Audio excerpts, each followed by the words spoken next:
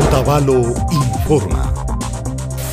Municipio Uku, Dirección de Educación de Imbabura, Tandanajushka, Fundación Horizonte Ukundi, hatun proyecto Rikuchita Rurarka. Kaikunawan ninajurka, Paikunapak Tukuy Muturishka Kunata, Kilkashpa Rikuchinayami Kangichi Nishpa. Kaiwataka Imbabura Marcapika, hatun Raimikunatami Ruramurkanchi. Municipio Uku, Shinayata, Fundación Horizonte, Paikunami, Kairuraitaka Kayarirka y Alishka Ishkay Waranga Sukta Watapi. Yachahu wambrakunaka sukta killatami yachajunata maskashpa shamurka.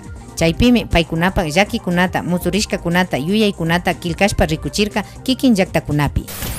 La propuesta de nuestro colegio es reciclar las botellas plásticas y hacerles en ladrillos ecológicos o figuras en las que las botellas no sean botadas, por las que contaminan al medio ambiente y destruyen a la naturaleza. Me siento feliz por ser mujer otavaleña y que sean mis propuestas escuchadas y las de todos mis compañeros y de todas las instituciones sean escuchadas y ponerlas en práctica, trabajarlas y no las dejarlas archivadas en una sola carpeta. Otavalo, Alcaldía Ukumanda, Ruraykunata Pacta Chinchi.